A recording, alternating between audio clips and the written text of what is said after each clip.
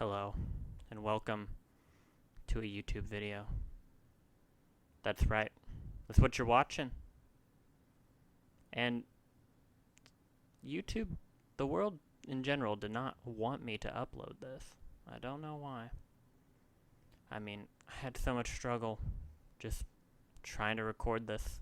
It wasn't fun. And keeping within the theme of not having fun, today we're going to be reading creepypasta called Blue Tears. No fun allowed. So, basically, this is my first time doing this, so format is, I read a story, right? Pretty self-explanatory, but the twist is that I say stupid stuff, and hopefully some of it is funny. Otherwise, you're kind of wasting your time. Anyways, let's get started. Pardon me, sir. How much do you want for this?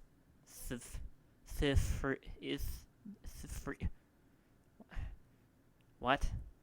How do I say this? S apostrophe free. That doesn't... Is free. Take it.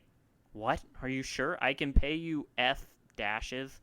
I said you can take it. Now get out of here. Exclamation mark. Ooh.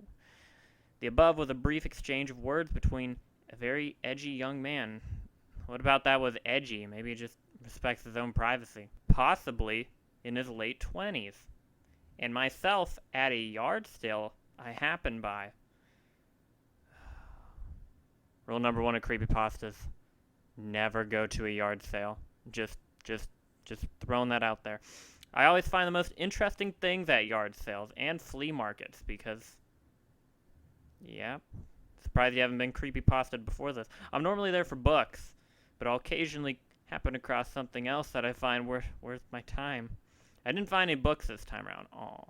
The entire sale seemed to be comprised of children's toys and clothes for both little boys and little girls, as well as some items I expect a young married woman to use. Silken night clothes, stacks of cheesy romance novels that I had no interest in. I can't read pure romance. I need something like murder or mystery to make it so I'm leaving that in. Interesting. Wow, you're so cool. Don't like romance. Jewelry, as well as several cases of makeup, which appeared to be half used. I found used makeup to be in bad taste. If you no longer use it, throw it away. Don't peddle what's touching your face to other people. ... It's disgusting. Yeah, you should really keep politics out of this. Also, this never comes up in the story again, so I don't even know why I bothered to mention this. I kept these thoughts. I'm keeping this in too, to myself. However, as the man running the small junk sale seemed far from stable, way to make assumptions about someone you barely know. As I was about to leave, something blue peeking out from underneath a small gray bunny plush caught my eye. Colors always catch my attention, especially blue. Ooh, pretty colors. Note to self, author is a 5-year-old. So I lifted the plush to examine it. To my surprise, it was a Pokemon Blue game. Why not just say a copy of Pokemon Blue? Not that I had been looking for one, but I felt like I experienced a little nostalgia. Even though the first generation of games wasn't my favorite. It reflects back to a much simpler time in my life, which author is not going to go into any detail on. The cartridge had the word Tears written neatly in black across the image of Blastoise. Oh, that isn't a red flag. I assumed it was a nickname of some sort, and I assumed you're a moron. Perhaps the previous owner of the game cried a lot. Yeah, let's go with that. It was within a bunch of child things. Perhaps they were young enough to be labeled as a, in quotes, crybaby by others, and Tears was just a nicer name. I'm not sure. Anyways, ignoring all that, I got the game for free. Wow, what a deal! But I left $1 on the table, so I feel better about taking it. When I got home, I inserted the game in my SP and turned it on. The sound at the start was greatly distorted, as opposed to it being mildly distorted. It sort of fluctuated, I'm leaving that in. Where was I? Sort of fluctuated from being several tones lower than normal to being nothing more than a low rumble. It was unsettling to say the least. Naturally, I continue to play the game. Oh, I mean, I assume the game was faulty. You assume a lot of things, and I'm going to assume that's going to be your downfall, but I thought I'd play through until something froze me up. Previous owner of this Tears person still had a game on file. How surprising, a used copy of a game having a save file? Oh man. As would be expected with a used... Why'd you bring it up? That was... But no information about playtime, character name, or anything else of that sort was displayed when the option was highlighted. Curious, I chose the previously started game just to see where they were with everything. As a child was bound to have an interesting game with creative names. Oh, yes. Insight into the innocent mindset that was slowly becoming rarer with each... What does that do with creepypasta? Upon choosing the previously saved game, I was met with a black screen and silence. Thank goodness. I felt disappointed. The game seemed to have already messed up on me. Don't be. I was just about to turn it off when a iDialog box popped up. Okay. I began to read, but the text was moving painstakingly slow. Dot. There's a lot of dots. I've been robbed of everything. My title is a champion. My grandfather's respect. Oh, woe is me. Even my Pokemon are dead because of you. That got dark. I won't stand for this. I will come to find you. I was confused. Who was speaking? Who were they speaking to? Probably you. My heart rate had picked up out of what I assumed was fear. Well, what else would it have been? Joy? It had been a while, but I knew this wasn't normal. You don't say. Curiosity continued to keep me locked into the game. I was too stupid to turn off the game, and I couldn't be bothered to come up with a more creative reason as to why I had to continue playing. As the black screen faded away, the music belonging to the inside of the Pokemon Tower began playing perfectly. And if you don't know, that's that tower that was in one of the Pokemon games that had spooky music and stuff. So yeah, of course it was. Sound obviously wasn't as broken as it appeared to be at the beginning. Scene revealed when the black faded was that of the appropriate What? The scene revealed when the black faded that was of the appropriate are the Pokemon Tower. Sure, the not so familiar to me sprite of your in-game rival, Blue, was standing in front of one of many graves inside the tower. He stayed there for several minutes. The disturbing music continued to play throughout his... It's not silence. Before he finally said something, this ends today for both of us. And with that, he left the tower. My screen followed him as he stood outside the tower. The music did not change to Lavender Town's normal depressing music. Rather, the haunting tune from inside the graveyard continued to play on a loop. As much as I wanted to bring the music down, I couldn't think of a better reason. But I couldn't bring myself to do it. I was practically deaf anyways. I couldn't move the character after that. I couldn't tell you if it was another glitch of the clearly hacked game. If it's clearly hacked, then it obviously wouldn't be a glitch, right? Or if it was hesitation on the character's part. Oh, of course.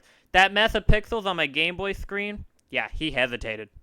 After another minute, he finally spoke again. ... fly ...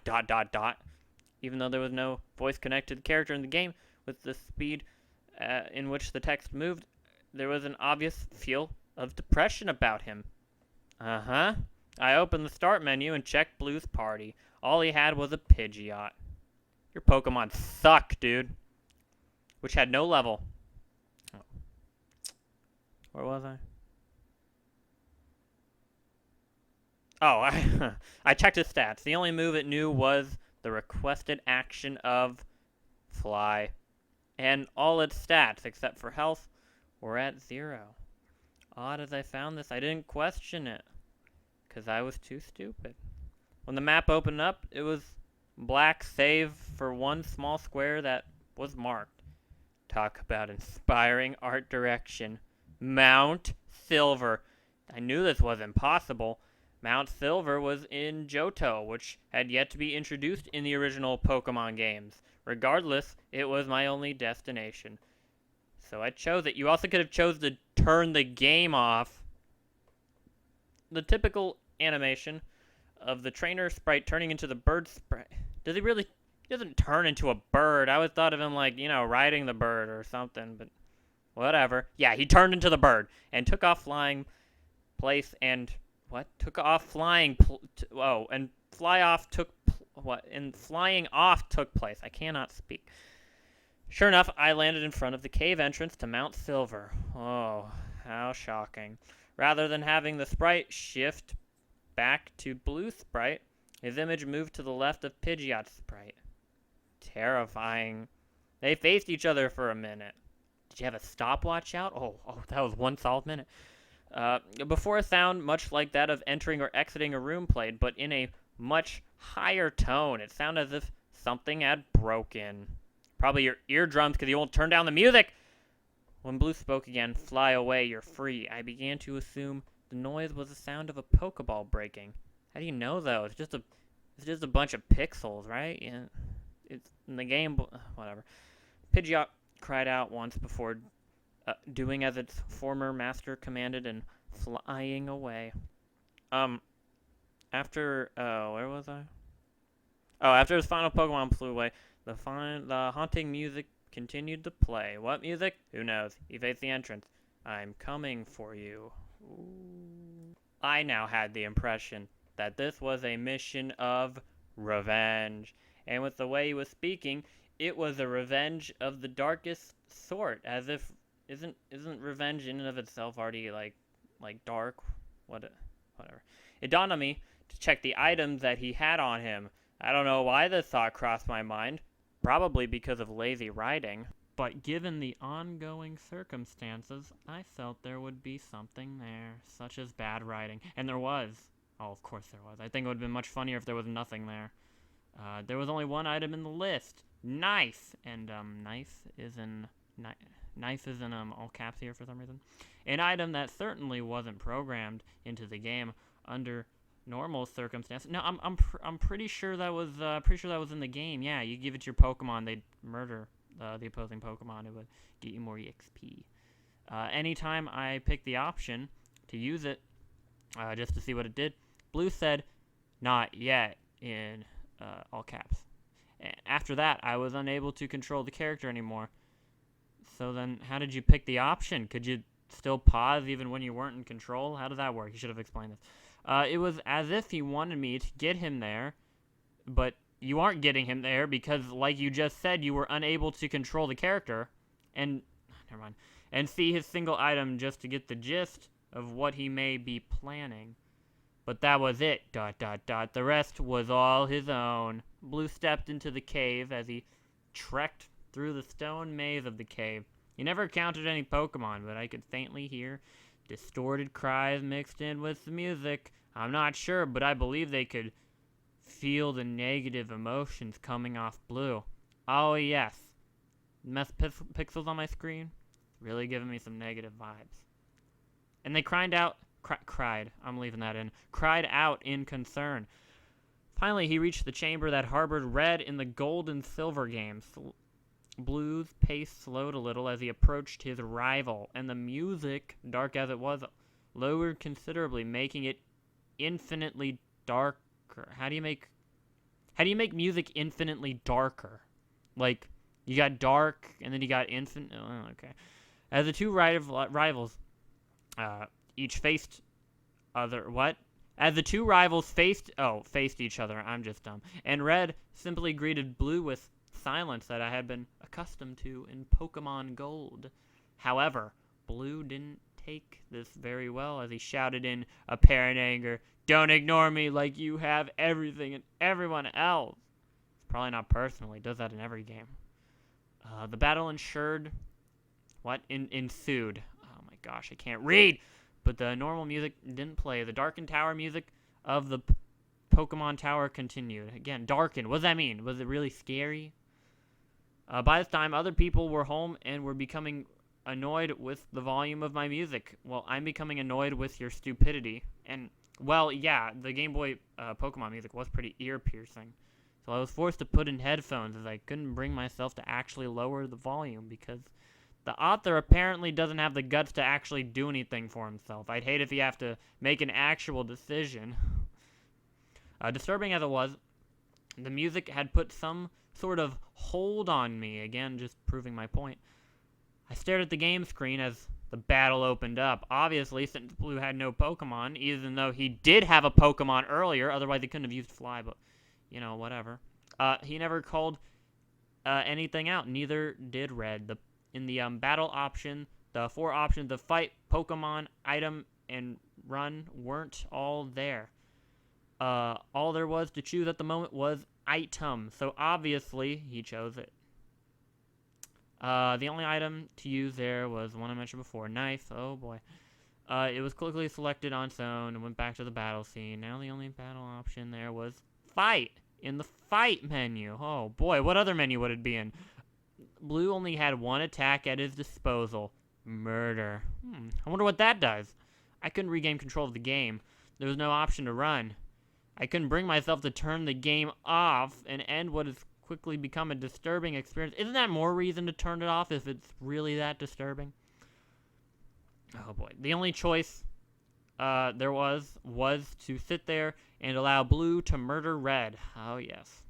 After selecting the attack, Blue shouted, "This is for everything," and a typical attack animation played like tackle played it out, only instead of a single strike, Blue attacked repeatedly, because of course he did. The dark music in the background began to pick up its pace and become more high-pitched. It was painful to listen as it reverberated through my headphones, but I never removed them. Why? Red Sprite flickered in and out as he took the damage, and his health dwindled to 0. A gurgled, screeching noise broke through the noise of the music, replacing it only briefly as Red's sprite faded into something that more looked like, I can't read, that looked more like a decaying body. Oh, how scary. Before fading away completely with the screech, my heart was pounding and I was beginning to get a throbbing headache. And yet my eyes remained glued to the screen. Maybe you should get some hot water or something for that. But the remainder of the scene played out. You are my dude's literally going to kill himself if he keeps on playing this. As the music replaced the screen box, yet another dialogue box popped up as Blue spoke yet again. And it's just a bunch of periods. And then it says, "See you in hell," which is just incredible dialogue. The writing was really inspired here.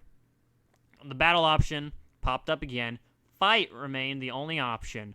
Blue selected it again, but instead of the murder attack option, there was suicide. Fun. There was a moment of hesitation, but Blue finally attacked himself. Why? With less fury than he had Red. Well, yeah. Himself. As his own health fell to 0, a lower gargled screech replaced the high-pitched Pokemon Tower music. His sprite faded away. Only when the decayed sprite faded in, he wasn't facing the battlefield. He faced me, which is good etiquette. You always want to make eye contact when talking to somebody.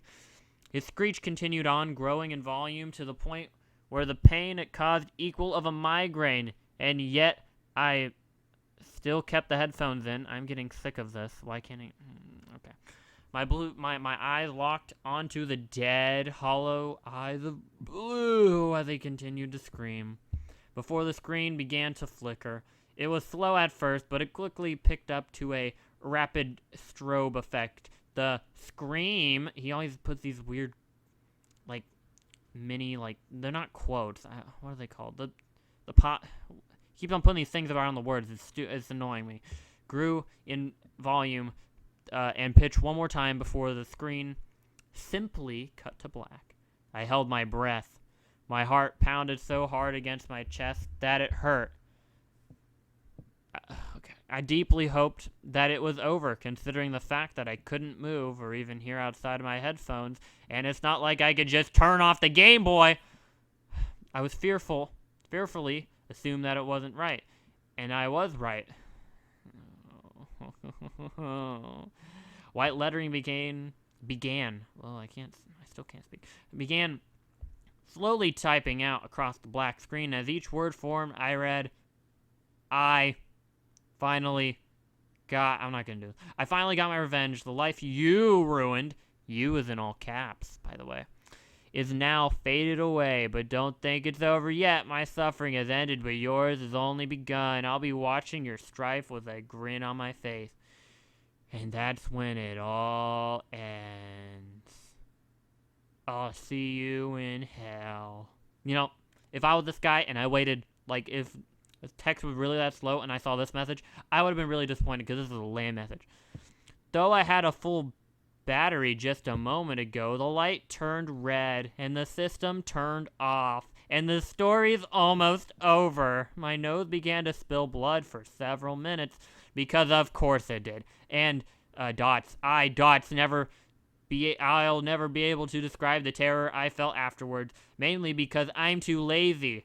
I'll never be able to describe the terror I still feel. You see, the very next day on the news, they announced that the very same man I purchased the game from, I won't release his name, because I can't even bother to come up with a name, but had called the police saying that he had killed his wife 3 days prior and buried her in the backyard. When they reached his house, they found him by the phone, dead. He had slit his throat and committed suicide. It was also mentioned that several weeks ago, his 8-year-old son had murdered their 6-year-old son. And this sounds like this family needs some counseling. And also, real convenient that he does this a day after our man plays the creepy Pokemon game. Huh. I assume that the game had done this, which is the most obvious conclusion to make, and I'm next, which is another obvious conclusion to make. I don't know how much longer I have, nor do I know who will die at my hand, but you deserve to know this. Never play Blue Tears. And oh my goodness, it's over. And I just have to say, that was bad, but believe me, we're gonna read worse. I mean, it can just only go down from here. You think that's bad? I can assure you that I can find something even worse. But overall, that story was pretty bad. That's like a 4 out of 10. I mean, the needless violence, it wasn't scary, and it was just stupid. It was corny. It didn't make any sense. Well, that was Pastas Without Sauce, and I bid you adieu until next time. If you watch another one of these, I hope you do, because I don't want to say I put a lot of time into this, but I put some time into this. Okay, bye.